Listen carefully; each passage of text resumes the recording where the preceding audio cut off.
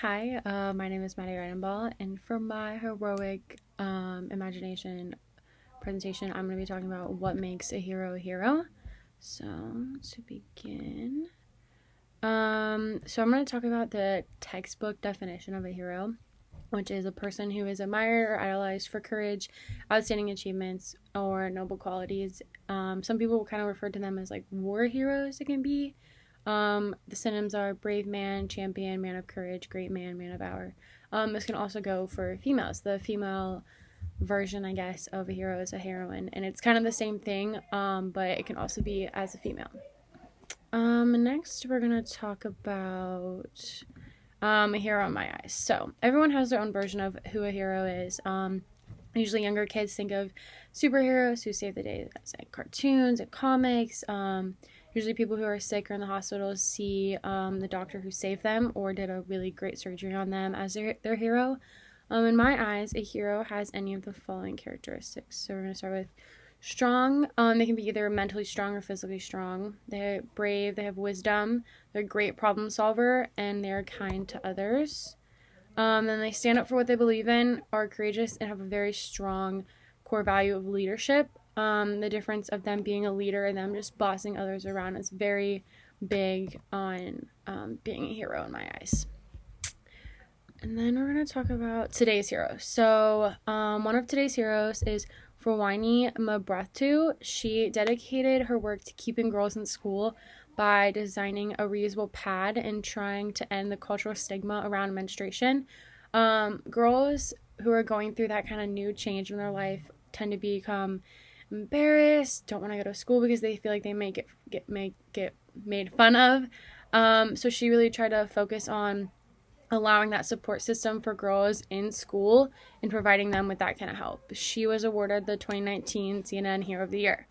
Another current hero we have is Afroz Shah.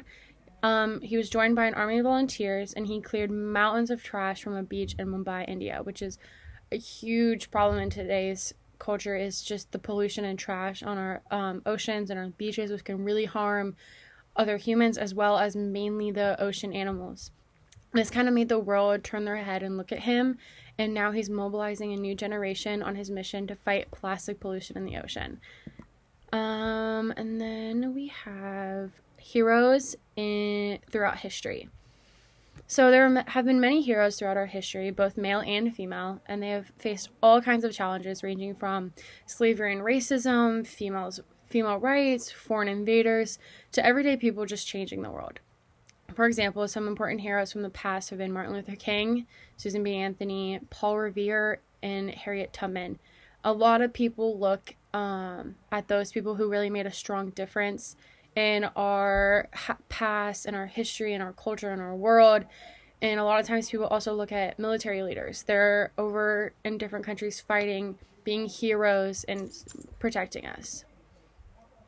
And then we have, am I a hero? So I wanted to talk about a time where I kind of felt that I was being a hero or heroic.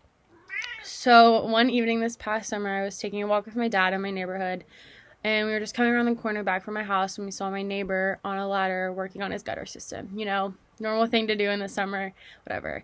Next thing we knew, though, he had fallen off the ladder several feet, and he was not moving. So we rushed over immediately to help him. I immediately called 911 while my dad was checking on him. His wife then had run over and was very, very frantic, crying, very just all over the place. So after I noticed her, I checked on her husband to see if he had a pulse or if there was any bleeding, just so I could give her anything. So I walked over to her, calmed her down, told her it was going to be okay. I really just tried to focus on her while my dad and my other neighbor who had come over focused on him while I was on the phone with 911. I gave it to her because she knew all his information, where and all that kind of stuff. So I stayed with her to comfort her until the paramedics came.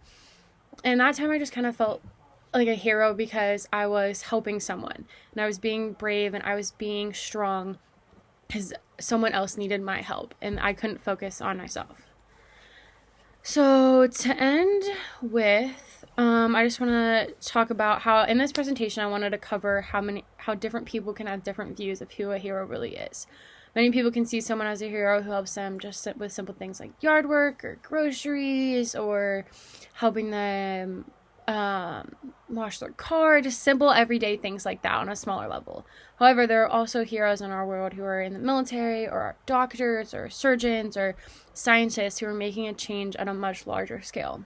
And I wanted to talk about the fictional heroes, because fictional heroes are kind of where we begin to start our imagination of what a hero is and who a hero is. And it's kind of where we begin our formation of thinking, oh, so my favorite superhero did this in the movie, and like the person out there is kind of doing the same thing. Like, I think they're a hero. So it kind of just all fits together on who we see as a hero and what we see as heroic motions and all that kind of stuff. So hope you enjoyed. Thank you.